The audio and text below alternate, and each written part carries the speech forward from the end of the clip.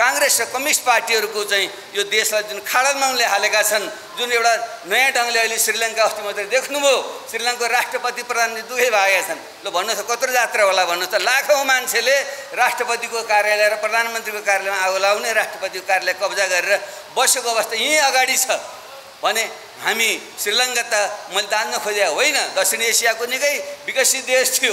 त्यहाँका केही नेताहरू यस्तै अहङ्कार, आफूले गरेपछि जे गरे पनि हुन्छ भन्ने जुन अहङ्कार पलायो, खास गरी त्यो राजा पक्ष परिवार भन्ने जुन पछाडि आयो, त्यसले आफै एउटा दाजु प्रधानमन्त्री छ, एउटा राष्ट्रपति छ, अर्को चाहिँ अर्थमन्त्री छ, अर्को रक्षा मन्त्री छ गरेर जसरी चाहिँ उनीहरूले पुरै सत्ता त्यसरी कब्जा गरे र भ्रष्टाचारलाई यसरी चाहिँ उनीहरूले चाहिँ मौलन दिए र आसेपासे पुँजीवाद क्रोनी क्यापिटलिजम भनिन्छ, जसरी तिनले विस्तार गरे के अहिले नेपालमा त्यही भइरहेको छैन?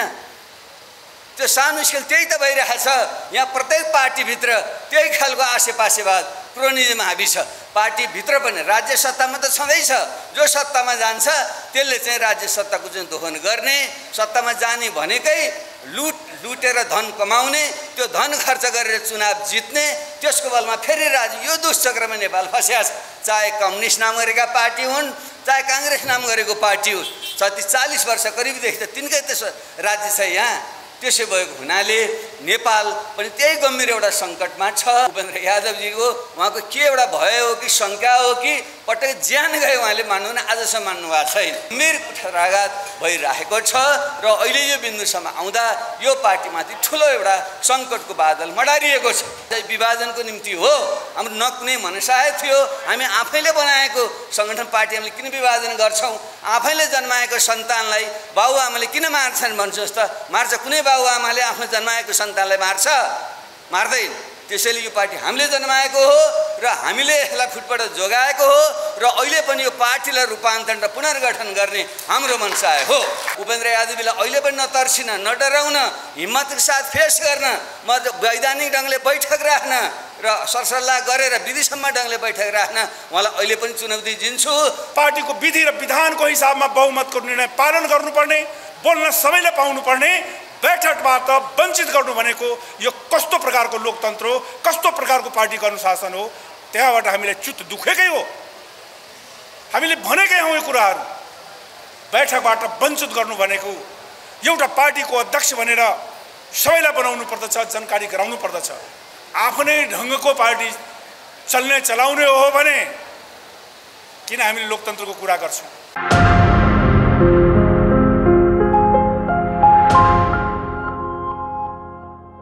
सविस्तार बताइसक्नु भएको छ, म त्यसलाई दोहोऱ्याउन चाहन्न।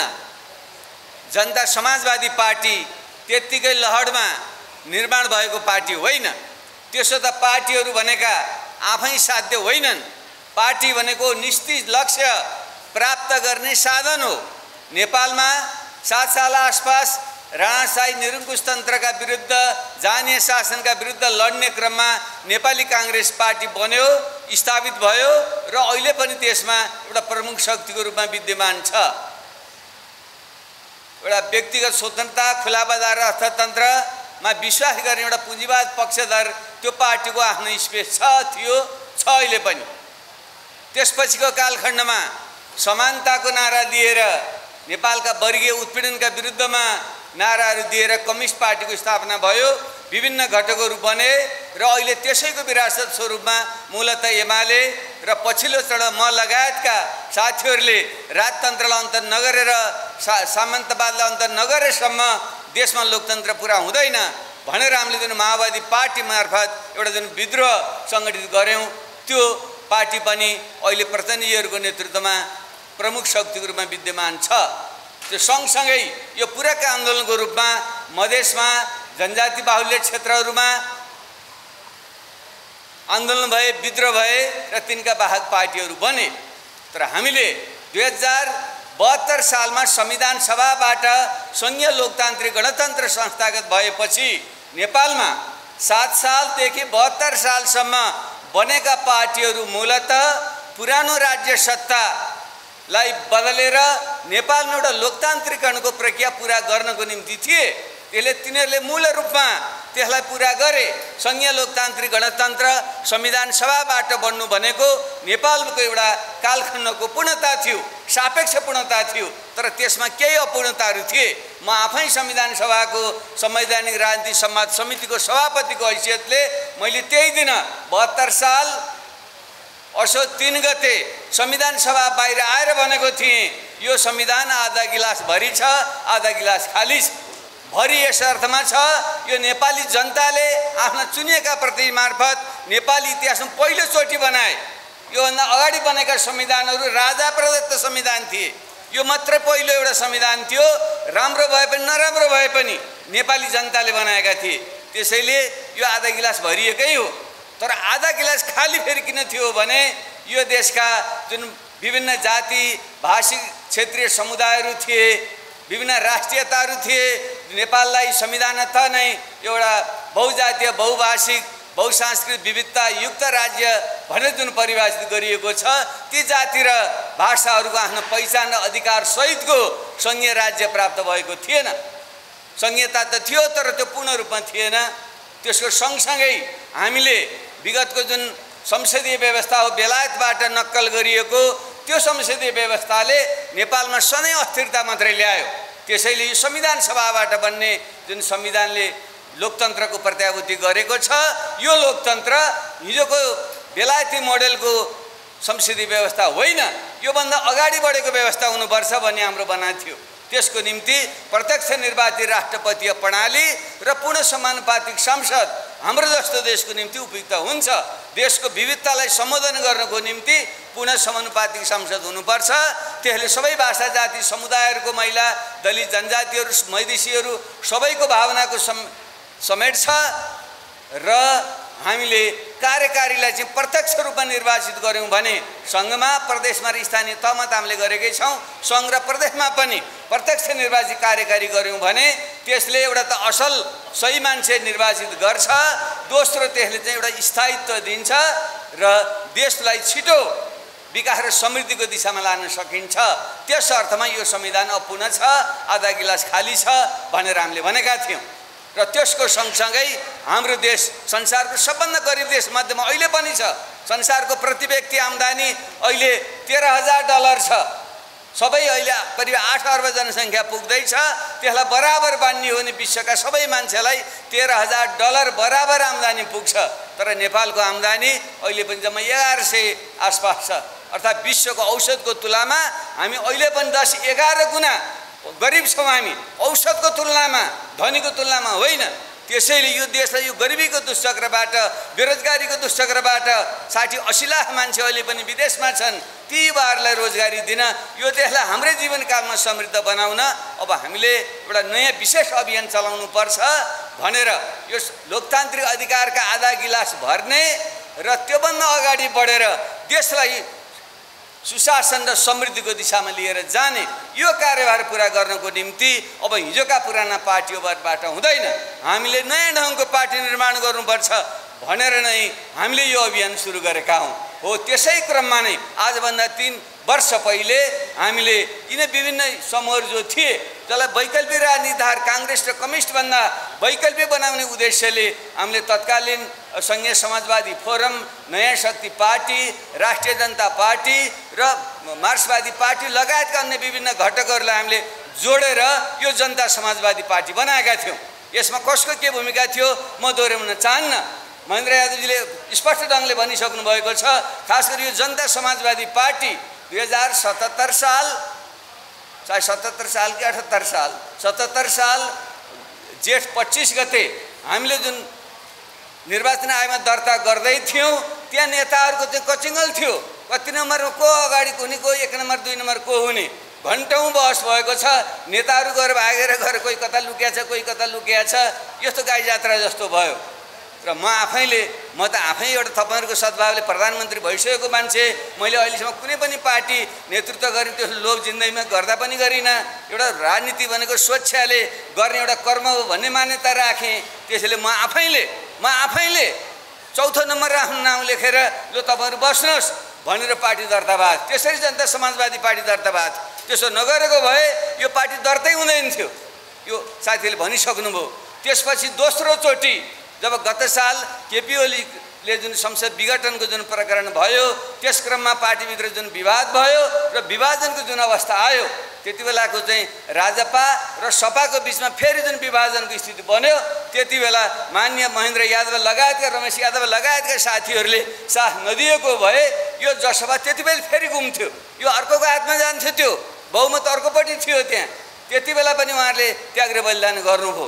त्यसले मैले यहाँ के भन्न खोजिरहेको छु भने, पहिलो त यो जनता समाजवादी पार्टी भनेको देशमा एउटा वैकल्पिक शक्तिको रूपमा हामीले स्थापना गरेको पार्टी हो र दोस्रो यसलाई निर्माण गर्नेदेखि लिएर यसलाई बचाउँदै अगाडि बढाउने मूल पङ्क्ति, नेतृत्वको मूल पङ्क्ति, नेताहरूको चाहिँ सङ्घ, प्रदेश र स्थानीय तहसम्मका नेताहरूको मूल पङ्क्ति अहिले हामीसँग छ। त्यसैले यो बैठकको कति सङ्ख्या छ भन्ने भोलि निरूपण हुँदै जाला। मलाई विश्वास छ सङ्ख्याको बहुमत पनि हामीसँग छ।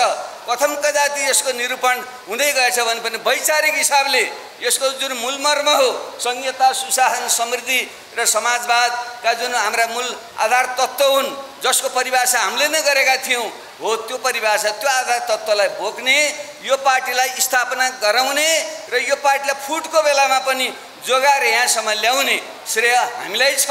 ती मानिसहरू हामी यहाँ छौँ। त्यसैले आज कसैले यो बैठक चाहिँ अवैध छ आदि भन्छन् भने तिनले जस्तो इतिहासलाई बङ्गाउने काम, झुट बोल्ने काम कसैले पनि गरेको छैन। यो म ठोक्का साथ यहाँ भन्न म चाहन्छु। पछिल्लो चरणमा किन अब बडो यो लुकाउने कुरै छैन। अब हामीले यहाँ यसरी बैठक गरिरहेका छौँ। अब अर्को हाम्रो कार्यकारिणी अध्यक्ष उपेन्द्र यादवजीले आफ्नै ढङ्गले उहाँ वीरेन्द्र बैठक बोलाइदिनु भयो। झट्ट विधान हेर्नुभयो भने त कार्यकारिणी अध्यक्ष उहाँ मात्र हुनुहुन्छ। अहिले अर्को एउटा जुन पद थियो त्यसमा हामीले यो पार्टी हिमाल पहाड तराई मधेस जोड्ने पार्टी, विभिन्न जाति समुदायहरूको जुन आन्दोलनबाट आएका मानिसहरू हामी छौँ, त्यसको प्रतिनिधित्व गर्ने एउटा पार्टी हो। त्यसैले यो पार्टीलाई हाम्रो नेतृत्व पनि समावेशी र सामूहिक बनाउनुपर्छ भनेर मैले सुरुदेखि नै अहिले भने होइन। कतिपयले बाबुरामले नेतृत्व खोज्यो अरे, मैले त त्यति बेला सुरुदेखि नै पार्टी एकता समाजवादी पार्टी बनाउने बेलादेखि, राष्ट्रिय जनता पार्टी बनाउने बेलादेखि निरन्तर भने यो साँच्चै नै यो पार्टीलाई राष्ट्रिय पार्टी बनाउने हो भने, हिमाल पहाड तराई मधेसको साझा पार्टी बनाउने हो भने यसका जुन विभिन्न जातिहरू छन्, भाषिक समुदायहरू छन्, तिनलाई क्लस्टरमा जोड्दा तीनवटा क्लस्टर मूलतः हुन आउँछ। एउटा तिब्बती बर्मेली भाषा परिवार बोल्ने समुदाय, जाति, राष्ट्रियता, जसलाई हामीले जनजाति भन्छौँ। अर्को तराई मधेसमा बसोबास गर्ने एउटा समुदाय जसमा मधेसी र थारू समुदाय पर्छ, र अर्को पश्चिमी पहाडमा, मध्य पहाडमा बस्ने खस आर्य समुदाय हो। यो मुख्य तीनटा जनजातीय क्लस्टर छन् र त्यसका महिला, दलित त त्यसैका चाहिँ अङ्गहरू हुन्। तिनीहरूको प्रतिनिधित्व हुने गरी नेतृत्व समावेशी सामी बनाउनु पर्छ भन्ने मैले डे वानदेखि, स्थापना कालदेखि निरन्तर मैले भन्दै आएको थिएँ।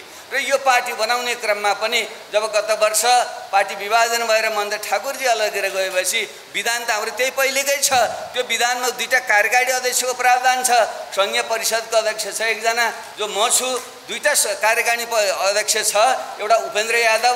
महेन्द्र ठाकुर गएपछि त्यो एउटा खाली छ र त्यहाँ मैले निरन्तर भने त्यसमा एकजना जनजाति समुदायबाट राख्ने एबिसिडी व्यक्ति जो सुकै होस्, जनजाति समुदायको एउटा कार्यकारिणी अध्यक्ष राखौँ। त्यसो भयो भने जनताले पनि बुझ्छ यो पार्टी कुनै समुदायको पार्टी होइन, यो पहाडिया पार्टी पनि होइन, यो मधेसी पार्टी पनि होइन, यो जनजाति पार्टी पनि होइन, यो सबै समुदायको जुन प्रतिनिधित्व गर्ने राष्ट्रिय पार्टी हो, राष्ट्रिय चरित्रको पार्टी बन्छ भनेर प्रयत्न गरेँ।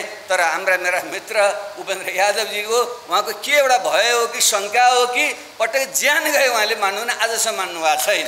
तै पनि हामीले मान्यौँ, ल भइगयो भनेर मैले मान्दिएँ।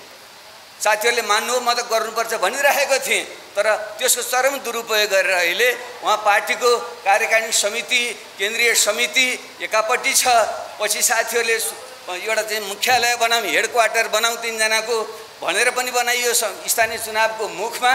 तर त्यसको अहिलेसम्म त्यसको एउटा पनि बैठक भएन। अब कार्यकारिणी अध्यक्ष बनाइसकेपछि त बोलाउनु त उहाँले हो, विधानले त्यही भन्छ। उहाँले बैठकै नबोलाएपछि के गर्ने? त्यसपछि हामीसँग कार्यकारिणी समिति छ, त्यो कार्यकारिणी समितिको पनि बैठक बोलाउनु भएन। अहिले बनियो स्थानीय निर्वाचन पछि त 2 महिना समय बितिसक्यो नि, कुनै पनि बैठक बोलाउनु भएन। बाहिर मिडियाहरूमा आयो, उहाँले आफ्नो मान्छे राखेर चाहिँ बैठक बोलाउनु भयो भन्ने कुराहरू आयो। यस्तो पनि कहीँ तरिका हुन्छ र त्यसपछि बैठक बोलाउनको निम्ति त म आफै सङ्घीय परिषदको अध्यक्ष छु, कहिले सामान्य परामर्श त हुन्छ। महेन्द्र यादवजी लगायतका साथीहरू हुनुहुन्छ जो उहाँलाई अलिकति लाग्यो यी साथीहरूले मैले भनेको मात्रै मान्दैनन् भने उहाँको मनको शङ्का हो नि, हामीले किन नमान्ने, राम्रो कुरा किन नमान्ने, मानेरै त आएको थियौँ नि। मैले बैठक खबरै नगरेको सत्य कुरा हो। मिडियाका साथीहरू हुनुहुन्छ, तपाईँहरू बुझ्नु होला कथाबाट। कहीँ कुनै यो बिचमा त्यो औपचारिक कुनै बैठक यसरी भएको छ भने भनिदिनु होला। ल हामीलाई यदि बैठकको निम्तो आएर नगएको भन्ने पुष्ट गर्नुहुन्छ भने त्यो पनि हामी मानौँला। होइन, सत्य नै होइन, बैठक नि बस्ला छैन, हामी यहीँ छौँ, काठमाडौँमै छौँ, हामीले बोलाइएको पनि छैन। र अनि उहाँले वीरगन्जमा यो अहिले सधैँ यो काठमाडौँ बैठक भइरहेकै थियो, हुनुपर्छ भन्ने त होइन। त्यसो हामी संहितामा गइछौँ, जहाँ गएर बैठक गर्दा पनि हुन्छ। तर यो गर्मीको बेलामा अलिकति सिजन मिलाउँदा पनि हुन्छ नि त। भने अहिले वीरगन्जमै गर्नुपर्ने, त्यत्रो बाध्यात्मक काण्ड केही पनि थिएन भने यसको बुझ्नुहोस्, तपाईँ आफै बुझ्नुहुन्छ।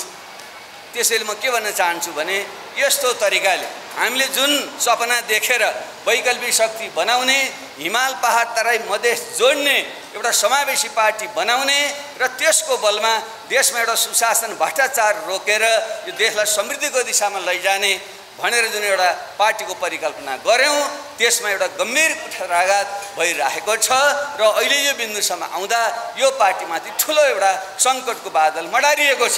हो, त्यसैलाई निवारण गर्नको निम्ति हामीले जुन यो बैठक विस्तारी बैठक बोलाएका छौँ, यहाँ हामीले यो केही पनि नभनिकन सबै साथीहरूलाई केन्द्रीय समितिको मात्रै बुद्धि विवेकले पुग्दैन भनेर केन्द्रीय निकायका सबै साथीहरूलाई, जनवरी सङ्घका साथीहरूलाई, प्रदेशका साथीहरूलाई, अगुवा साथीहरूलाई बोलाएर तपाईँहरूको राय सल्लाह लिएर यसको समाधान कसरी गर्ने हाम्रो मकसद यो हो। अब हामीले छिटै नै अब यो अर्को सत्रमा हामीले जुन राजनीतिक प्रतिवेदन पेश गर्छौँ त्यहाँ हामीले त्यस बारेमा हामीले प्रस्तुत नै गर्नेछौँ र त्यसको शीर्षक त्यहाँ मैले पत्रकार साथीले नै बताइदिन सक्छु। हामीले शीर्षकै राखेका छौँ पार्टीको रूपान्तरण र पुनर्गठनबारे भनेको छौँ हामीले। भने त हामीले अहिले पनि रूपान्तरण खोजेका छौँ। रूपान्तरण भनेको के, जो विकृति विसङ्गतिहरू आयो भने त्यसलाई हटाएर र पार्टीलाई चाहिँ बलियो र सुदृढ बनाउने र आवश्यक पर्यो भने त्यसमा आवश्यक सङ्गठनात्मक परिवर्तन गरेर पुनर्गठन गर्ने भन्ने पो अर्थ लाग्छ। विभाजनको निम्ति हो, हाम्रो न कुनै मनसाय थियो। हामी आफैले बनाएको सङ्गठन पार्टी हामीले किन विभाजन गर्छौँ? आफैले जन्माएको सन्तानलाई बाबुआमाले किन मार्छन् भन्नुहोस् त? मार्छ? कुनै बाबुआमाले आफ्नो जन्माएको सन्तानलाई मार्छ? मार्दैन। त्यसैले यो पार्टी हामीले जन्माएको हो र हामीले यसलाई फुटबाट जोगाएको हो र अहिले पनि यो पार्टीलाई रूपान्तरण र पुनर्गठन गर्ने हाम्रो मनसाय हो। म फेरि पनि अहिले साथीले भन्नुभयो, म मेरा मित्र उपेन्द्र यादवजीलाई अहिले पनि नतर्सिन, नडराउन, हिम्मतको साथ फेस गर्न, म वैधानिक ढङ्गले बैठक राख्न र सरसल्लाह गरेर विधिसम्म ढङ्गले बैठक राख्न उहाँलाई अहिले पनि चुनौती दिन्छु। र तपाईँले यो कुरा सुनिराख्नु भएको छ उहाँले कहीँबाट भने तपाईँले जुन अवैध ढङ्गले गलत मनसायका साथ आफ्नो गुटको मात्रै बैठक यो अपायकमा बेमौसम्म तपाईँले उहाँलाई चाहिँ राख्नु भएको छ, त्यो बैठक तुरन्त स्थगित गर्नुहोस् र यहाँ आउनुहोस्, हामीसँग सल्लाह गरेर सबैसँग सल्लाह गरेर यहाँ आउनुहोस्। तपाईँले साथीले कन्भिन्स गरेर अर्को बैठक राखौँ, त्यो बैठकमा राखेर हामीले हाम्रा कुराहरू हामीले राख्छौँ। यदि हामीले साथीहरूलाई बुझाउन सकेनौँ, हाम्रो नियत खराब रहेछ भने तपाईँले त्यहाँ नङ्ग्याउनुलाई हामी तयार छौँ। तर तपाईँले विधि पद्धति प्रक्रिया तोडेर मनपरी ढङ्गले स्वेच्छाचारी ढङ्गले हरकत गर्दै जानुहुन्छ भने त्यसलाई वैधता दिन सकिँदैन, वैधता दिन हुँदैन। कोही साथीलाई लाग्यो त्यहाँ गए हुन्थ्यो नि भनेर। जब कसैको नियत गरेर खराब छ, विधि र पद्धति तोडेको छ, स्वेच्छाचारिता तन्त्रको उसको इतिहास छ, सबै साथीहरूले अहिले जो साथीहरू त्यहाँ जानुभएको छ म त्यहाँ नाम नलिउँ, मनले म ती साथीहरूलाई पनि उहाँले पनि सुन्नु राखेको छ भने ममा भन्न उहाँलाई आग्रह गर्न चाहन्छु। उहाँले मसँग आएर हिजोसम्मले कति कुराहरू उहाँले गर्नुहुन्थ्यो, उहाँ साथीहरू मसँग एउटा रुन्चे अनुहार लाएर भन्नुहुन्थ्यो हामी त्यो पार्टी बस्ने पक्षमै थिएनौँ। तपाईँ जस्तो एउटा स्वच्छ इमान्दार छवि भएको मान्छे बल्ल यो पार्टीमा समावेश भएर एउटा पार्टी बनिसकेपछि बल्ल हो यो पार्टी विधिमा चल्छ कि ठिक ढङ्गले जान्छ कि भन्ने हामीलाई आशा पलाएको थियो। उहाँबाट त हुँदै हुँदैन। उहाँको इतिहास अत्यन्त निरङ्कुश प्रकृतिको, अत्यन्त सामन्ती प्रकृतिको, स्वच्छतारी प्रवृत्तिको, अपारदर्शी प्रवृत्तिको छ भन्ने यो शब्द उहाँ साथीहरूको। बरु मैले बेनिफिट एउटा शङ्काको लाभ उपेन्द्रजीलाई मैले दिएको, पार्टी एकता भएको समाजवादी पार्टी बन्ने बित्तिकै हाम्रो चाहिँ 2 नम्बर प्रदेश, त्यति बेला 2 नम्बर प्रदेश हो मध्य प्रदेश, जनकपुरमा ठुलो कार्यक्रम भएको थियो। त्यही कार्यक्रममा गएर मैले भनेको थिएँ, त्यति बेला भनेको थिएँ बाबुराम भट्टराईको लक्ष्य भनेको नेपालमा एउटा मधेसी प्रधानमन्त्री बनोस्, एउटा जनजाति प्रधानमन्त्री बनोस्, एउटा महिला प्रधानमन्त्री बनोस्, एउटा दलित प्रधानमन्त्री बनोस्। त्यति बेला 3 वर्ष पहिले मैले भनेको थिएँ र पटक पटक पनि मैले त भनिरहेको छु र आज पनि म फेरि भन्न चाहन्छु। त्यसैले मैले उहाँहरूले अगाडि जानुभयो म पछि पर्छु कि भन्ने मेरो कुनै मनसाय होइन र कसैले त्यस्तो भ्रम फर्न खोज्छ भने त्यसमा कुनै सत्यता छैन। हामी यो पार्टीलाई यो वैकल्पिक पार्टीको रूपमा अगाडि बढाउने, एउटा राष्ट्रिय पार्टीको रूपमा अगाडि बढाउने र हाम्रो संहिता, सुशासन, समृद्धि, समाजवादका जुन हाम्रो कोर भ्याल्युजहरू छन्, मूल मान्यताहरू छन्, त्यसलाई एकताबद्ध ढङ्गले चाहिँ जोडेर काङ्ग्रेस र कम्युनिस्ट पार्टीहरूको चाहिँ यो देशलाई जुन खाडलमा उनले हालेका छन्, जुन एउटा नयाँ ढङ्गले अहिले श्रीलङ्का अस्ति मात्रै देख्नुभयो, श्रीलङ्काको राष्ट्रपति प्रधानमन्त्री दुवै भागेका छन्। ल भन्नुहोस् कत्रो जात्रा होला भन्नुहोस् त। लाखौँ मान्छेले राष्ट्रपतिको कार्यालय र प्रधानमन्त्रीको कार्यालयमा आगो लाउने, राष्ट्रपतिको कार्यालय कब्जा गरेर बसेको अवस्था यहीँ अगाडि छ भने हामी श्रीलङ्का त मैले दान्न खोजे होइन, दक्षिण एसियाको निकै विकसित देश थियो। त्यहाँका केही नेताहरू यस्तै अहङ्कार, आफूले गरेपछि जे गरे पनि हुन्छ भन्ने जुन अहङ्कार पलायो, खास गरी त्यो राजा पक्ष परिवार भन्ने जुन पछाडि आयो, त्यसले आफै एउटा दाजु प्रधानमन्त्री छ, एउटा राष्ट्रपति छ, अर्को चाहिँ अर्थमन्त्री छ, अर्को रक्षा मन्त्री छ गरेर जसरी चाहिँ उनीहरूले पुरै सत्ता त्यसरी कब्जा गरे र भ्रष्टाचारलाई यसरी चाहिँ उनीहरूले चाहिँ मौलन दिए र आसेपासे पुँजीवाद, क्रोनी क्यापिटलिजम भनिन्छ, जसरी तिनले विस्तार गरे के अहिले नेपालमा त्यही भइरहेको छैन? त्यो सानो स्केल त्यही त भइरहेछ।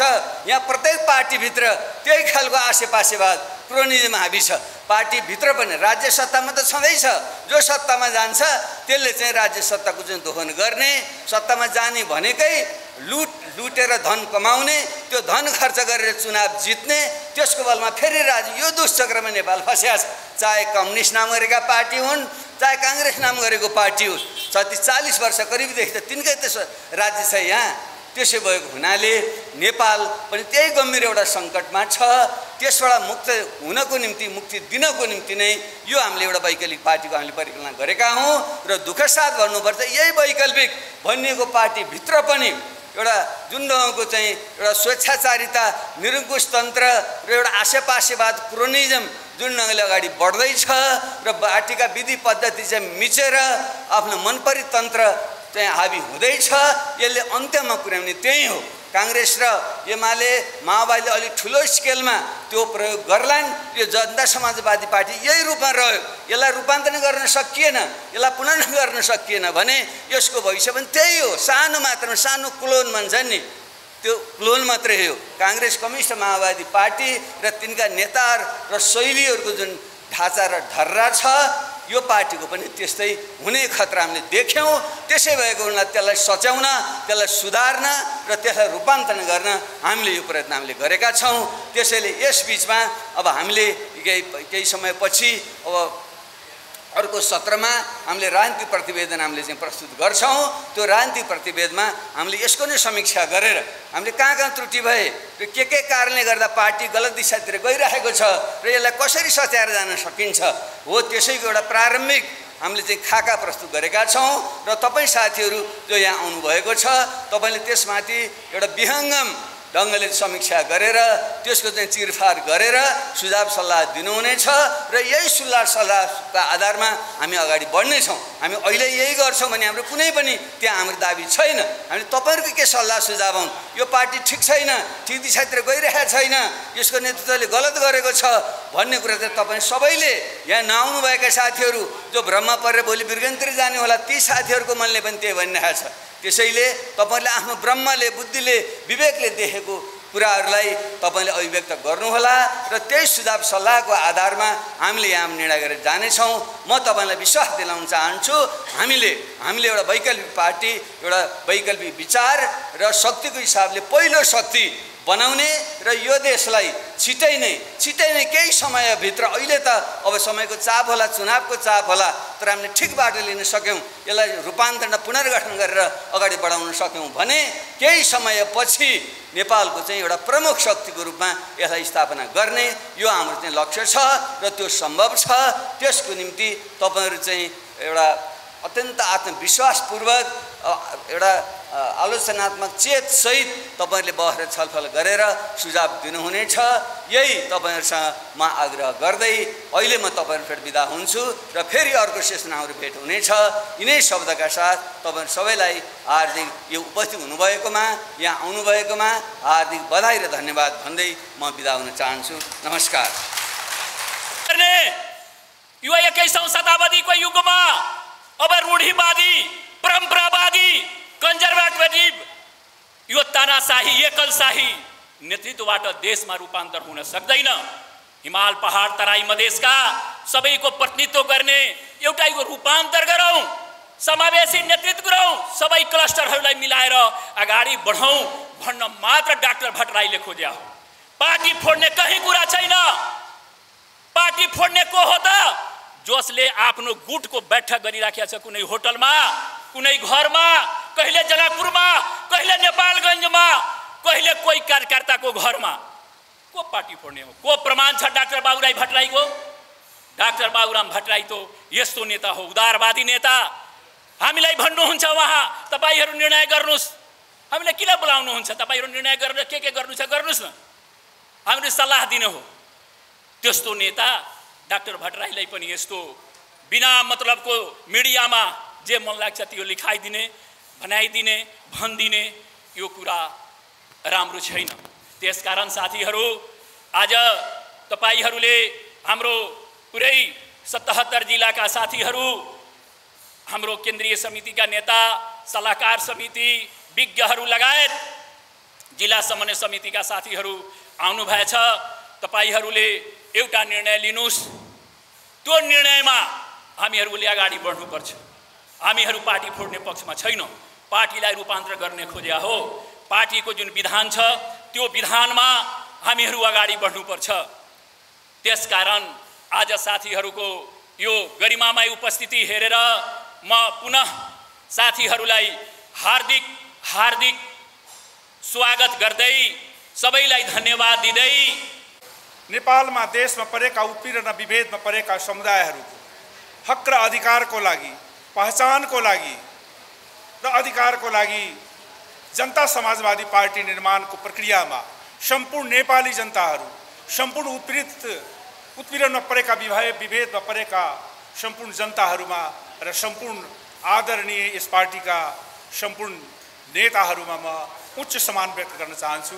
किनकि जनता समाजवादी पार्टी यो देशमा किन निर्माणको आवश्यकता पर्यो?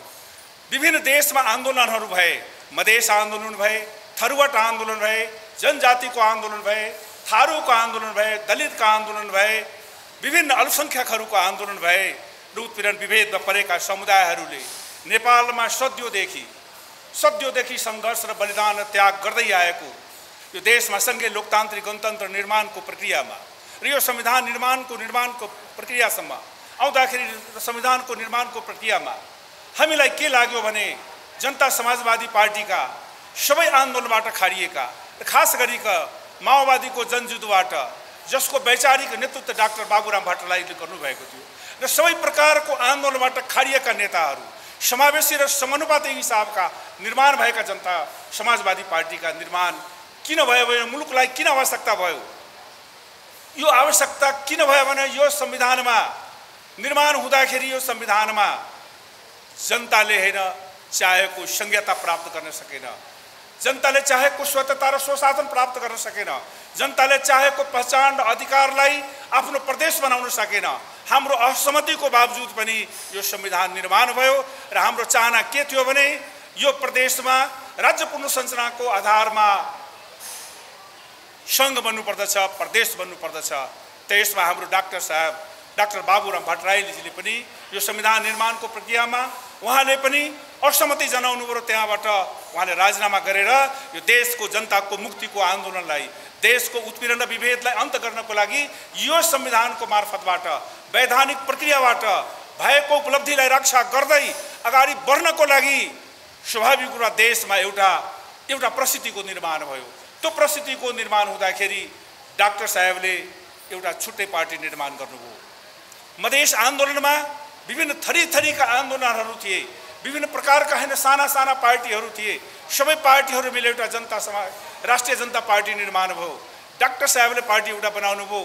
त्यसपछि अशोक राईजीको नेतृत्वमा एउटा सँगै समाजवादी पार्टीहरू निर्माण भए।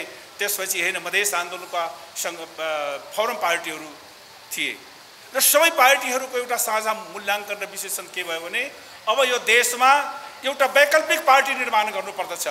उत्पीडनको लागि र देशको मुक्तिको लागि, देशमा समान अधिकार र बराबरीको लागि यो देशमा एउटा पार्टी यस्तो चाहिन्छ जो सबै पार्टीले आफ्नो ठोस वैचारिक र सैद्धान्तिक आधारमा र मुद्दाको आधारमा यो पार्टी जनता समाजवादी पार्टी निर्माण भएको। त्यसकारण यो सम्पूर्ण नेपाली जनताको हैन विश्वासको पार्टी निर्माण भयो र हामीले एउटा नारा दियौँ कि अब यो वैकल्पिक पार्टी निर्माण गर्नुपर्दछ र वैकल्पिक पार्टी निर्माणको लागि यो जनता समाजवादी पार्टी निर्माण भयो। म राख्न चाहन्छु साथीहरूलाई, जनता समाजवादी पार्टी कुन बेलामा निर्माण भयो, के कारणले निर्माण भयो, के को लागि यसको आवश्यकता भयो? वैशाख 10 गते 11 बजे रातिमा जनता समाजवादी पार्टी किन चाहिँ निर्णय भयो? यसको इतिहास हामीले जान्नु पर्दछ। एउटा कहावत छ, जुन समुदायले जुन वर्गले आफ्नो इतिहास जान्दैन भने उसले आफ्नो भविष्य निर्माण गर्न सक्दैन। यो यथार्थ हो। यो यथार्थलाई स्वीकार गरेर वैशाख 10 गते 11 बजे रातिमा जनता समाजवादी पार्टी हामीले घोषणा गर्यौं। घोषणाको बेलामा के स्थिति थियो म बताउन चाहन्छु। जनता समाजवादी कुन विकटको समयमा कुन परिस्थितिमा निर्माण भएको? यो देशको आन्दोलनलाई बचाउनको लागि, देशको उपलब्धिलाई रक्षा गर्नको लागि वैशाख 10 गते राति हामीले दुईटै पक्ष राष्ट्रिय जनता पार्टीका 4 जना नेता थियौं र त्यति बेलाको सँगै समाजवादीका 4 जना नेताहरूले 10 बजे राति हामीले हस्ताक्षर गर्यौं र त्यति बेला नै एउटा हैन प्रेस रिलिज भएको छ। म साथीहरूलाई आग्रह गर्न चाहन्छु, सम्पूर्ण नेपाली जनतालाई आग्रह गर्न चाहन्छु, त्यो 10 बजे 11 बजे राति भएको जनता समाजवादीको उद्देश्य र लक्ष्य किटान थियो। वैचारिक र सैद्धान्तिक हिसाबमा एउटै थियो कि अब देशमा सबै उत्पीडन शक्तिहरू जुटेर यो देशमा संविधान संशोधन गर्नुपर्दछ र यसमा सबैको हक स्थापितको लागि जनता समाजवादी पार्टी निर्माण भयो। त्यो निर्माण हुँदाखेरि त्यति बेला एउटा अवस्था थियो। त्यति बेला तपाईहरुले त्यति बेला पनि सुन्नु भएको होला, यो देशमा जब हैन अधिकारको कुरा हुन्छ, पहिचानको कुरा हुन्छ, हक र बराबरीको अधिकारको हुन्छ, त्यति बेला यो देशका हैन शासन सत्ता बस्ने एकल वर्चस्ववादी पार्टीहरूले सधैँ हामीमाथि आरोप लगाउने, जनजातिले के उठायो भने जनजातिमाथि आरोप लगाउने, मधेसलाई सधैँ अर्को दृष्टिकोणले हेर्ने, मधेसले आफ्नो अधिकारको कुरा उठायो भने मधेस सधैँ विखण्डनको स्थिति हेर्ने, दलितले आफ्नो कुरा उठायो भने दलितलाई हैन राज्यले सधैँदेखि उपेक्षित गर्दै आएको भने यी सबै परिस्थितिहरूको सङ्गालोको रूपमा सबैको श्रम र सबैको मेहनत, सबैको त्याग र बलिदानबाट पार्टी निर्माण भएको हो। त्यसकारणले त्यो निर्माण भइसकेपछि त्यति बेलाको घटना के थियो भने हामी तपाईलाई थाहा छ। त्यति बेला पनि संघीय समाजवादी पार्टी त्यति बेलाको फुट्ने हल्ला चलेको थियो। त्यो हल्ला चलेको थियो त्यति बेला।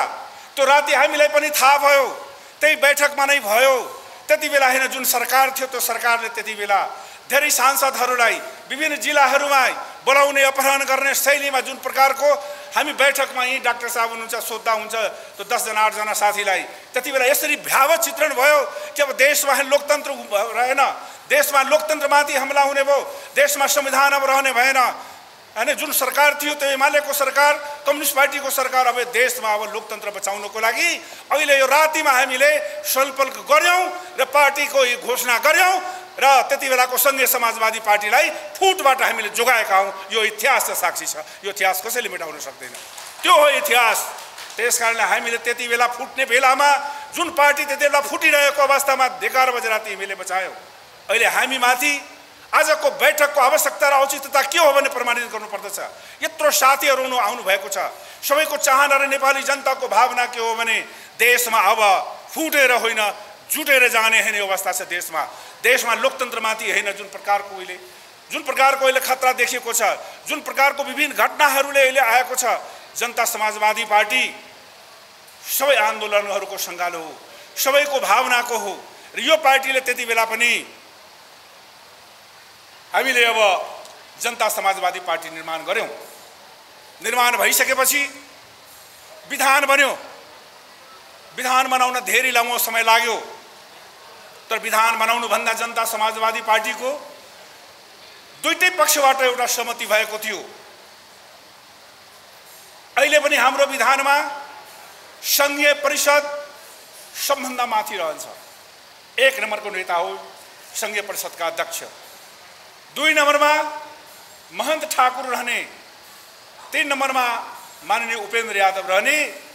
यस प्रकारको हाम्रो सहमति भएको थियो। तो 45 दिन पुगिसकेको थियो र त्यही दिन हामी निर्वाचन आयोगलाई जानकारी गराइसकेका थियौं कि अब आज हामी पार्टीको एकताको हैन सबै कागजपत्र हामी त्यहाँ आउँदैछौँ, जम्मा गर्छौं र त्यही दिन हाम्रो पार्टीको घोषणा हुनेछ। तर संजोगले, प्रसिद्धिले त्यो क्षण मलाई याद छ। त्यो क्षण किन याद छ? पूर्व राजसभाको 4 जना सदस्य हस्ताक्षर गर्ने मध्येमा 3 जना उहाँहरूले छोडेर जानुभयो। तर मैले जनता समाजवादी पार्टी भनेको यो उत्पीडन विभेदमा समुदायहरूको पार्टी हो, यसले अधिकारको लागि लड्छ भनेर म अहिलेसम्म यो पार्टीलाई निर्माणको प्रक्रियामा साथ दिए। यो पार्टीलाई निर्माण गरेको हो। यो पार्टीको निर्माण प्रक्रियालाई देशभरि लिएर जाने हो। त्यसकारणले त्यति बेलाको अवस्था के थियो भने मलाई विश्वास छ, मैले केन्द्र कार्यकारिणीको बैठकमा पनि राखेको थिएँ, डाक्टर बाबुराम भट्टराई त्यो दिन नचाहेको भए एकता हुनेवाला थिएन। त्यति बेला एकता हुनेवाला थिएन। तर डाक्टर साहबलाई म धन्यवाद दिन चाहन्छु। उहाँले जुन त्याग देखाउनु भयो, जुन आफ्नो हैन पृष्ठभूमि माओवादीको आन्दोलनलाई यहाँसम्म ल्याउनु भयो, उहाँले 4 नम्बरमा आफ्नो नाम काटेर राख्नुभयो र एकताको प्रक्रिया अगाडि बढ्यो र त्यति बेला महन ठाकुर नै 1 नम्बर हामी राखेर गयौं। इतिहासले गवाह हुन्छ, जब हामी राजनीति गर्छौं भने हामीलाई मालुम याद छ, हामी अपमान पनि सहन सक्छौं, हामीलाई तिरस्कार पनि हुन सक्छ, तर पनि हामी आफ्नो लक्ष्यमा पुग्छौं। र यो एकताको स्रोत भन्नुहुन्छ भने डाक्टर बाबुराम भट्टराई हो, न त हुनेवाला थिएन। त्यो त्याग र बलिदान गर्ने व्यक्ति आज किन यो विस्तारित बैठक बोलाउनु पर्यो? के कारणले बैठक बोलाउनु पर्यो? यसको औचित्य हामीले पुष्टि गर्नुपर्दछ। हामी त्यसै बोलाएको होइन साथीहरूलाई। हामीलाई कुनै रहर थिएन, हामीलाई कुनै मनको इच्छा थिएन, तर हामीलाई विवश बनाइयो। हाम्रो परिस्थिति त्यस्तो निर्माण भयो। तर हामीले देश र दुनियाँलाई र आफ्नो साथीहरूलाई कुरा जानकारी गराउनको लागि आज यो कार्यक्रम राखिएको हो। त्यसकारणले राष्ट्रिय जनता पार्टी निर्माण भइसकेपछि हामीले त्यति बेला पनि दुईटै अध्यक्ष मिलेर जबसम्म एउटा महाधिवेशन हुँदैन तबसम्म दुईटै अध्यक्ष प्रणालीमा जाउँ। 3 जना नेता हामीले मान्यौं। हामी 6 जना त्यहाँ अध्यक्ष मण्डलमा थियौं। हाम्रो भावना थियो कि यो जनता समाजवादी पार्टी निर्माण होस्। 3 जना नेता मानेर हामीले 5 जना नेता मानेर हैन जनता समाजवादी पार्टी अगाडि बढायो। हाम्रो मनमा अलिकता भएको भए हामी अन्य पनि हैन अध्यक्ष मण्डल थियो हाम्रो, यहाँ हामीले कुनै पदको आधार मानेन। हामीले एउटा सदस्य भएर पनि, किनकि यो मुक्तिको आन्दोलन हो, यो नेपाली जनताले हैन संविधानमा भएको उपलब्धिलाई प्राप्त गर्ने अधुरा जुन संविधानमा हैन बाँकी विषय छ हाम्रो, जुन अहिले पनि हाम्रो विषय थाती राखेको छ, त्यो थाती राखेको विषयलाई कसरी सम्बोधन र समाधान गर्ने सवालमा हामीले त्यत्रो त्याग गर्यौं र यो पार्टी निर्माण भयो। नेपाली जनतामा खुशियाली छायो। मधेस र हिमाल, मधेसी जनताहरूको पनि चाहना थियो। हिमालमा बस्ने खसार्ज, आदिवासी जनजाति, दलित, सम्पूर्ण अल्पसंख्यक समुदायहरूको चाहना थियो के थियो भने यो देशमा यस्तो एउटा अधिकार र पहिचानको लागि पार्टी बनोस्।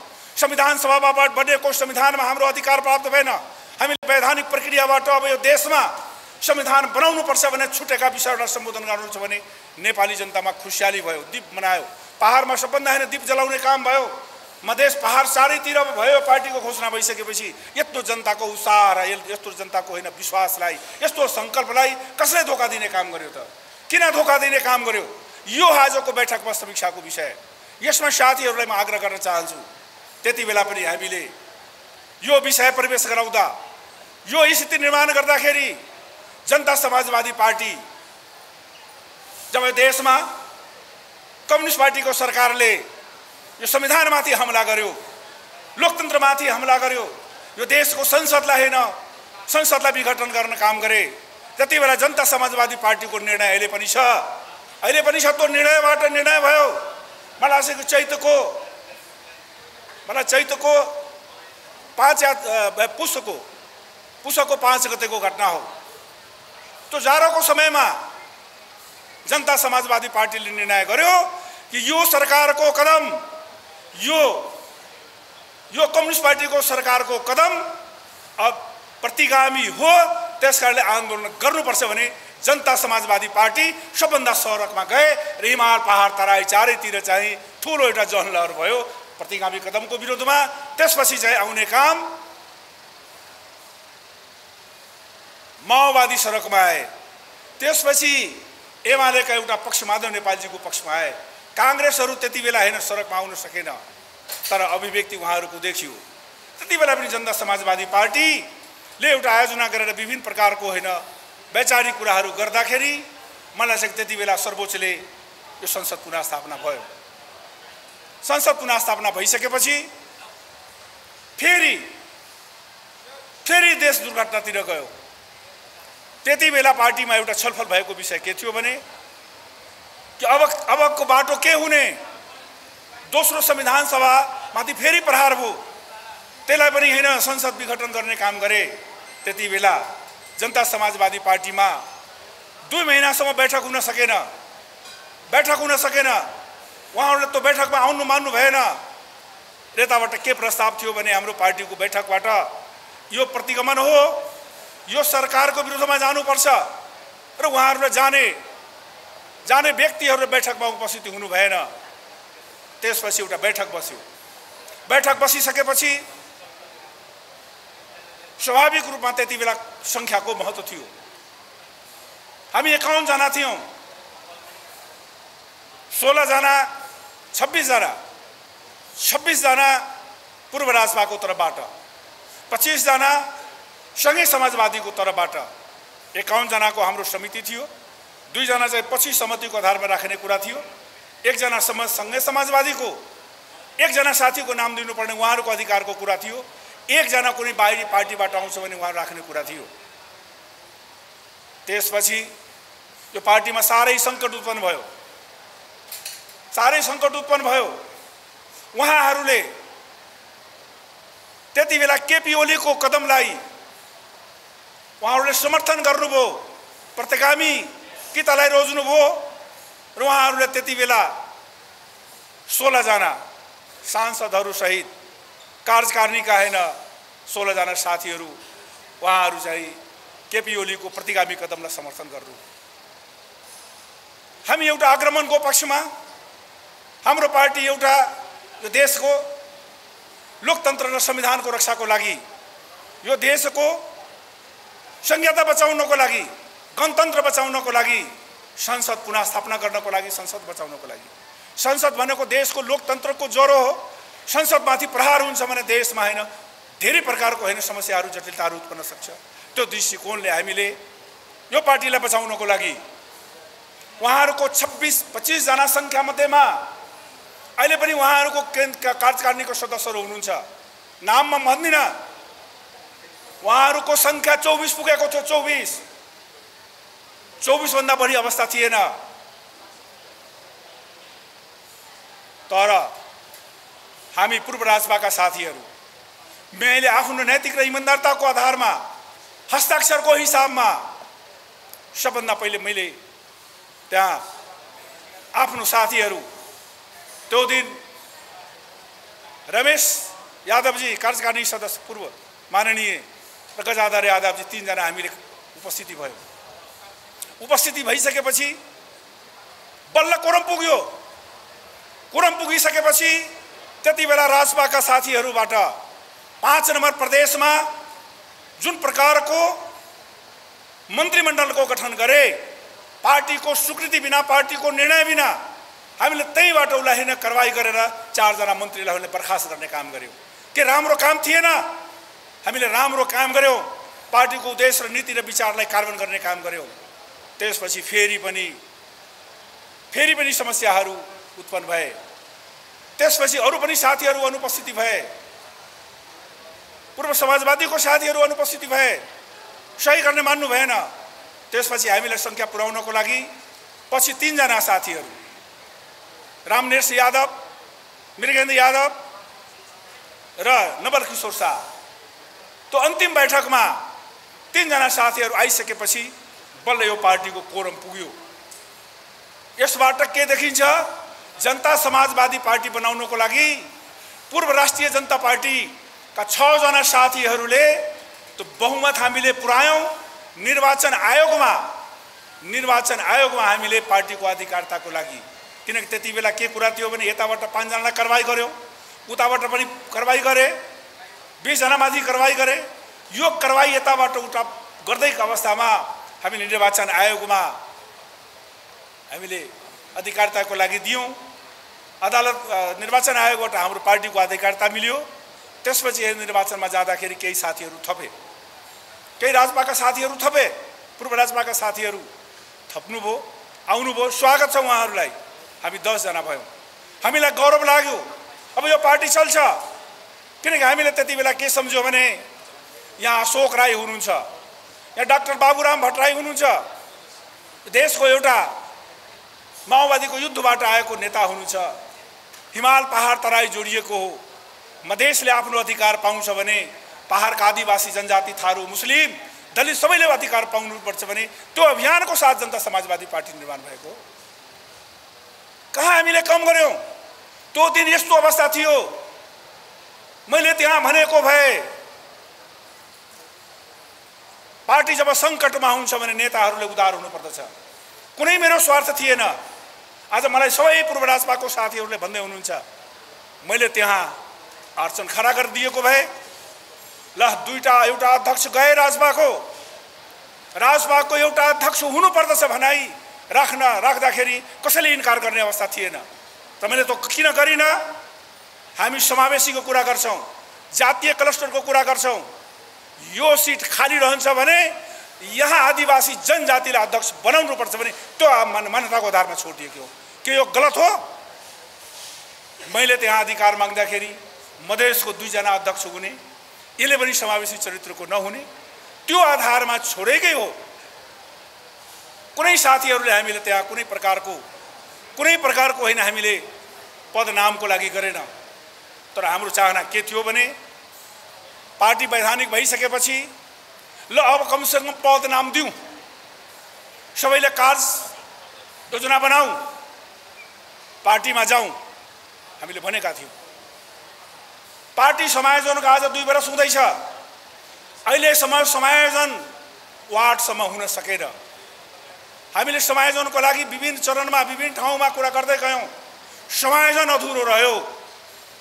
पार्टीभित्र पद नामको व्यवस्था गर्न सकिएन, चिनाउन सकेन को जिम्मेवार हो। मलाई चाहिँ हामी सबै जिम्मेवार हो, त्यो गर्न सकिएन। त्यसपछि यहाँ बैठक हुँदा काठमाडौँमा बैठक बस्यो।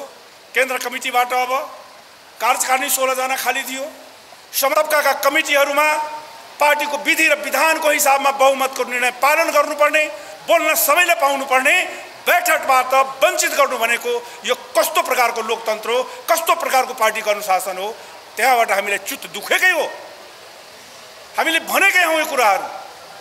बैठकबाट वञ्चित गर्नु भनेको एउटा पार्टीको अध्यक्ष भनेर सबैलाई बनाउनु पर्दछ, जानकारी गराउनु पर्दछ, त्यसमा छलफल गर्नु पर्दछ। पहिले 3 जनामा गर्नु पर्थ्यो, त्यसपछि गरिएन। केही साथीहरूलाई अनुपस्थिति गराएर आफ्नै ढङ्गको पार्टी चलाउने हो भने किन हामीले लोकतन्त्रको कुरा गर्छौँ?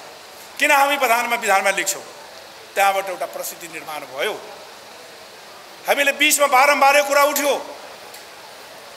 ठिक छ एउटा अध्यक्ष भएन भने विधानसम्म 2टा अध्यक्ष राख्दौँ, नाम पनि हामीले राख्यौँ एउटा जनजाति कसैले राखिदिनुहोस्, भएन। त्यो कुरा पनि हामीले थाती राख्यौँ, ल विधान अधिवेशनमा जाने।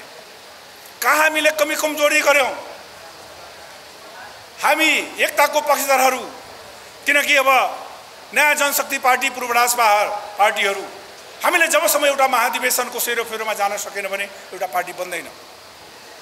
त्यहाँ जोग्यता र क्षमताको आधारमा समानुपातिक जातीय क्लस्टरको आधारमा प्रतिनिधित्व चाहिन्छ। विधानमा त्यसै कारणले चेक एन्ड ब्यालेन्स हुन्छ। कसैको मनमा यो लाग्छ भने धेरै उदाहरणहरू आए। दुईटा अध्यक्ष भयो भने पार्टी फुट्छ, तीनटा अध्यक्ष भयो भने पार्टी फुट्छ। हामी 6 वटा पार्टी भएर चलाएकै हौँ, एउटा पार्टी अध्यक्ष भएर पार्टी पनि फुटेको। त्यसकारण यी सबै फुटका कुराहरूको कुनै अर्थ र अनर्थको छ। हामी के चाहन्छौँ भने सामूहिक नेतृत्व होस्, पार्टीमा एउटा अध्यक्ष रहन्छ, दुईटा रहन्छ, समावेशी रहन्छ, जातीय क्लस्टर रहन्छ कि रहँदैन। हाम्रो भूगोलले, हाम्रो देशको भूगोलले प्रमाणित गरेको छ, देशमा जातीय क्लस्टर छ, संविधानमा पनि छ, समानुपातिक निर्वाचनमा पनि जातीय क्लस्टर छ र त्यो क्लस्टरभित्र, मूल क्लस्टरभित्र धेरै क्लस्टरहरू छन्। हामी चाहन्छौँ कि सबै क्लस्टरहरूको प्रतिनिधित्व होस्, अल्पसङ्ख्यकहरूको प्रतिनिधित्व होस्, सबै वर्ग समुदायका होइन, जो पहिचान र अधिकारको लागि सङ्घर्ष होइन, जुन होइन जनशक्ति छ, जुन नेतृत्व छ, जुन समुदाय छ, सबैको प्रतिनिधित्व होस्, सबैको साझा फुलबारी बनोस्। यस्तो जनता समाजवादी पार्टी एउटा लोकतान्त्रिक विधि प्रक्रिया र सबैलाई समेट्ने हिमाल, पहाड, तराव र वैकल्पिक शक्ति निर्माण गर्ने जुन हाम्रो सोच र चिन्तन छ र जसलाई हामीले एउटा अभियानको रूपमा अगाडि बढायौँ, हामी मिल्यौँ। आज पनि म भन्न चाहन्छु साथीहरू, आज दुनियाँको इतिहास हेर्नुहोस्, यो देशको होइन सबै पार्टीहरूको स्थिति हेरौँ। हामी फुटेर यो ठाउँमा होइन जुटेका हौँ। हाम्रो पनि यो पार्टीमा यो जनता शब्द भनेको हाम्रो पूर्व राजपाको हामीले कोइन गरेका हौँ। छत्ता छाप भनेको राष्ट्रिय जनता पार्टीको हो। यो पार्टीमा समान अधिकार छ, यो पार्टीभित्र लडिन्छ, यो पार्टीलाई फुट्न दिँदैन। यो हाम्रो अभियान, यो अभियानमा सम्पूर्ण नेपालको यो पार्टीको सबै पङ्क्तिका साथीहरूलाई म आह्वान गर्न चाहन्छु। हामीलाई बोल्न दिने, हामीले बैठक पनि बोलाउने, हामीले आफ्नो आवाज बुलन्द गर्न दिने, हामीले कहाँ जाने बोल्नको लागि यही थलो बनाएको हो। यही साथीहरूलाई बोलाएर हामीले आफ्नो कुराहरू राख्न खोजेका हौँ। हाम्रो परिस्थिति यो हो। यो कुरा आज यहाँबाट समाधान भएन भने भोलि देशभरि हामी यही अभियान लिएर जान्छौँ र नेपाली जनतालाई भन्छौँ दोषी को हो, निर्दोष को भने साबित गर्नुहोस्, फैसला गर्नुहोस्, तपाईँहरू जो फैसला मान्न तयार छ। हामीलाई आरोप लगाएर हुन्छ। एउटा कहावत छ, छोरीलाई कुटेर बुहारी तर्साउने। सबैको योगदान छ यो देशमा, सबैले देशमा बलिदान गरेको छ। डाक्टर बाबुराम साहको जति नै बलिदान छ भने अरू नेताहरूको पनि उतनै योगदान छ, बलिदान छ। विचार र सिद्धान्तको आधारमा, निष्ठाको आधारमा, नियतको आधारमा हामीले लडिन्छ। कसैको दयामायामा कोही यहाँ आएको हो? हामी तपाईँ सबै हामीले मेहनत गरेर आफ्नो आफ्नो ठाउँमा आफ्नो श्रम र पसिना बगाएका छौँ, बलिदान दिएको। त्यसकारणले यो संविधान रक्षाको लागि, सङ्घीय लोकतान्त्रिक गणतन्त्रलाई, यो संविधानको रक्षाको लागि संविधान संशोधनको मार्फतबाट हामीले जुन सरकारमा गयौँ त्यसको होइन एउटा नीति हामीले बनायौँ, न्यूनतम साझा कार्यक्रम। ती मुद्दाहरूलाई सम्बोधन गर्नको लागि आज पनि हाम्रो मान्छे जेलमा छ, आज पनि रेशम चौधरी छुटेको छैन। हामीले छोडाउनुपर्छ यो पार्टीले, यो हाम्रो नैतिक अधिकार हो। उसले पार्टी खोले पनि यो जरुरत छ आजको दिनमा। त्यसैले पनि मान्छेहरू जेलमा छ, नागरिकताको समस्या छ, विभिन्न समस्याहरू छ। यी सबै समस्याहरूलाई कसरी सम्बोधन गर्ने? हामी मिलौँ, एकतामा बल हुन्छ, एकतामा बल हुन्छ। यो देशमा कसैले ठुलो शक्ति नबुझोस्। देशको सर्वशक्तिमान यो देशमा हात्ती हुन्छ, तर हात्तीलाई जालमा फसाइन्छ। 3 हातको मान्छेबाट हात्ती डराउँछ, जहाँ बस्छ बस, त्यही बस्छ, त्यही एउटा औक्सालोले ठिक पार्छ। त्यसकारणले कसैले यो बलवान नबुझोस्। कोही बलवान हो, जनता बलवान हो, जनता शक्तिमान हो। त्यसकारणले हामीले यो बैठक यो कारणले आवश्यकता भयो। दोस्रो कुरा, अब काठमाडौँमा किन बैठक नहुने? के हामीसँग छलफल नहुने? काठमाडौँमा के सुविधा थियो? के कारणले सारियो? वीरगञ्जमा सहमतिले जहाँ पनि राख्नुहोस्, सातै प्रदेशको हिमालमा राख्नुहोस्, कुनै आपत्तिको विषय होइन। तर हामीलाई थाहा भयो, हामीले जानकारी भयो त्यहाँबाट। वीरगञ्जमा बोल्ने साथीहरू पार्टीको सही दिशा दिने, पार्टीको पक्षमा बोल्ने, जनताको हितमा बोल्ने, जनताको लागि होइन विचार दिने, पार्टीको आन्तरिक लोकतन्त्र जीवन मजबुत गर्ने यस्ता साथीहरूलाई त्यहाँ वीरगञ्जमा गइसकेपछि त्यहाँ उहाँहरूको नराम्रो स्थिति हुन्छ भनेर जुन सन्देश आयो त्यसले झन् हामीले चिन्तित भयौँ। हामी जान तयार थियौँ, तर हामीसँग सहकार हुनु पर्थ्यो, सहमति हुनु पर्थ्यो। यसरी पार्टीका प्रमुख नेतृत्वहरूलाई, पार्टीका आम कार्यकर्ताहरूलाई यसरी वीरगञ्जमा बैठक बसाएर के सन्देश दिन खोजेको? छलफल हुनु पर्थ्यो। वीरगञ्जमा किन? त्यसकारणले वीरगञ्जको जुन बैठक हो त्यो बैठक आफैमा हामीलाई असुरक्षाको अनुभूति भयो। हामीलाई बैठकमा जानको लागि सुरक्षाको अनुभूति चाहिन्छ कि चाहिँदैन? त्यहाँ गएर विभिन्न प्रकारको हैन नारा जुलुसहरू लाग्ने अवस्था थियो। त्यसकारणले पार्टी बचाउनको लागि हो। हामी त्यहाँ पनि जान सक्थ्यौँ। त्यहाँ गइसकेपछि वाद विवाद गरेर नेपाली जनतामा जनता समाजवादीको प्रतिष्ठा घट्यो। जनता समाजवादीको प्रतिष्ठा र सम्मान बढाउनको लागि यो बैठक बोलाइएको। यो यथार्थ स्थिति। त्यहाँ जान सक्ने वातावरण भएन। त्यसकारणले यो बैठकको त्यसकारणले यहाँ आयोजना गरिएको हो। यसमा पनि अब जुन कुराहरू यहाँ राखिएको छ, जुन कार्यपत्र प्रस्तुत हुन्छ, त्यसमा साथीहरूले विचार दिनुपर्ने हुन्छ। त्यो साथीले विचार दिँदाखेरि पार्टीको उज्जवल भविष्यको लागि, सम्पूर्ण जनताको हैन अधिकार र पहिचानको शक्तिलाई सुनिश्चितताको लागि हो, कुनै विभाजनको लागि होइन। तर हामीले मात्र चाहेर हुँदैन। उहाँहरूले पनि यो भावना यो राख्नु पर्यो। जनता समाजवादी पार्टीको सबैको रगत पसिनाबाट बनेको हो। यसलाई कुनै प्रकारको खरखरोच आउनु दिनु हुँदैन। कुनै प्रकारको गतिविधि गर्नु हुँदैन भने उहाँहरूले पनि सोच्नु पर्यो। उहाँहरूले सोच्न सक्नु भएन भने उसको जिम्मेवार उहाँ हुन्छ। हाम्रो तर्फबाट जनता समाजवादी पार्टीको गठनमा, निर्णयमा कुनै प्रकारको विभाजनको रेखा आउँदैन भने विश्वास दिलाउन चाहन्छु। यसको जिम्मेवारी उहाँको हुन्छ। यो देशमा जब जब पार्टीहरू विभाजन हुन्छ, म ज्यादै बताउन चाहन्न। आज मधेसी पार्टीहरू किन टुक्रा टुक्रा भए, आज कम्युनिस्ट पार्टीहरू किन टुक्रा भए, त्यसको हामीले समीक्षा गर्नुपर्दछ। मधेसी पार्टीहरूको फुटको कारण एउटै हो कि आन्तरिक लोकतन्त्र छैन।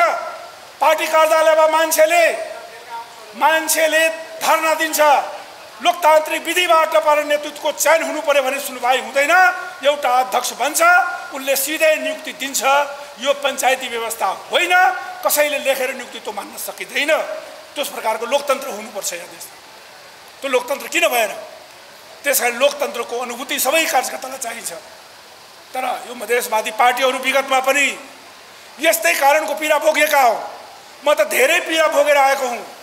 यही लोकतन्त्र विधि प्रक्रियाको लागि हामीले जब देशमा आन्दोलन हुँदै थियो, मधेसमा हेर्नु खुनको रगत बस्दै थियो, मधेसमा गोली चल्दै थियो, त्यति बेला पनि हामीले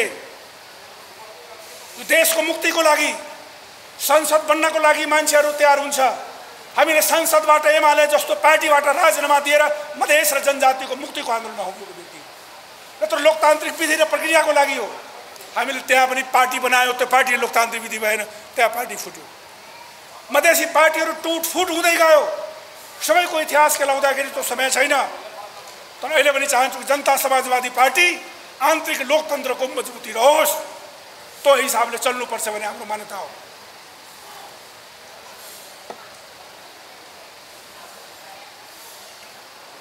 हैन, त्यसकारणले विगतको एकताको भावनालाई, विगतको टुटफुटको सबै इतिहासलाई केलाउँदा आज जनता समाजवादी पार्टीमा हामी बसेका छौँ। मलाई त्यति स्थिरता गर्न सकेन। जुन प्रकारको होइन त्यति बेलाको एमालेको सरकारबाट यो संसदमाथि हमला भयो र संविधानमाथि हमला भयो, त्यो बचाउनको लागि गठबन्धन हो। हामी गठबन्धनमा रहन्छौँ। गठबन्धन मजबुत रहोस्। यही गठबन्धनबाट राष्ट्रिय चुनाव होस्। यो देशमा राजनीतिक स्थिरता चाहिन्छ। यो गठबन्धनले दिन सक्छ। गठबन्धनमा पनि कुनै प्रकारको हाम्रो छैन। कुनै प्रकारको छैन। गठबन्धनबाट चुनाव लड्नुपर्छ। चुनाव लड्दाखेरि सबैले, पार्टीले पाउने भागमा होइन, सबैले समानजनक जित्ने साथीहरूले पाउनुपर्छ। त्यसलाई काखा पाखा कसैले नहोस्। जित्ने साथीहरूलाई टिकट नपाओस्। यो सबै परिस्थितिलाई निर्माण गर्नको लागि अहिले पनि यो तीनजना मुख्यालय हुनुहुन्छ। हाम्रो नजरमा अहिले पनि मुख्यालय छ। तर यो मुख्यालयले अहिले पनि दुईटैको बैठकबाट साझा निष्कर्ष निकालेर एउटा जनता समाजवादी पार्टीको भावी कार्यक्रम बनाउनु पर्दछ। अब हामी निर्वाचनमा जाँदैछौँ। निर्वाचनलाई मध्यनजर राख्दै निर्वाचनको प्रक्रियालाई सही ढङ्गले, सूक्ष्म ढङ्गले अगाडि बढाउनको लागि पनि हाम्रो अहिले कार्यभार छ।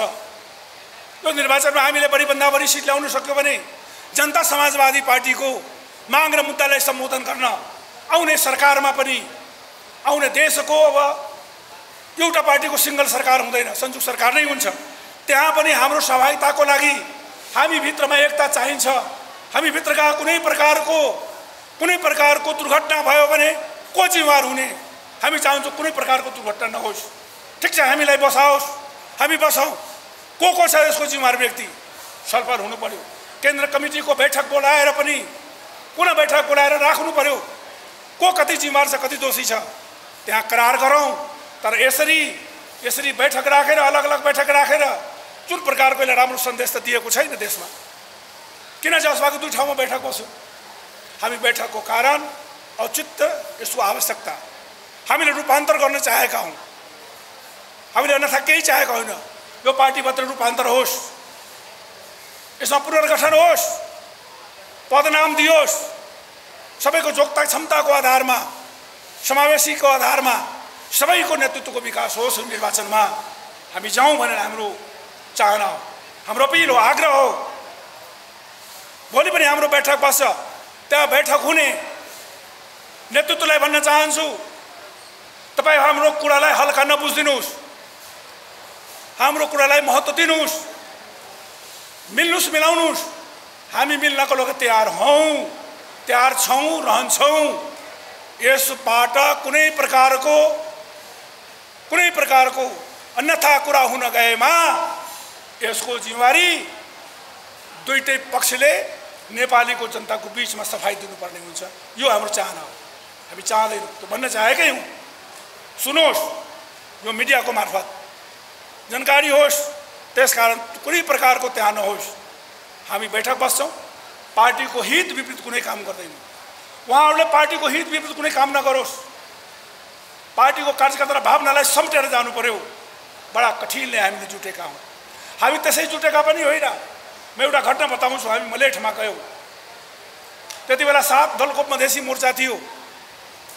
त्यहाँ शहीद गोली लागेको परिवार र बच्चाको स्थिति हेर्दाखेरि हाम्रो आँखाबाट आँसु झर्यो। हामी त्यही मञ्चबाट केही नेताहरूले हामी त्यहाँ बोल्यौँ, ल अब मधेसमा एउटा पार्टी बन्नुपर्छ। हामीले त्यसरी गठबन्धन बनायौँ, जनता समाजवादी पार्टी बनायो र समाजवादीसँग जोड्ने काम भयो। नेपालको इतिहासमा फुटको इतिहास थियो।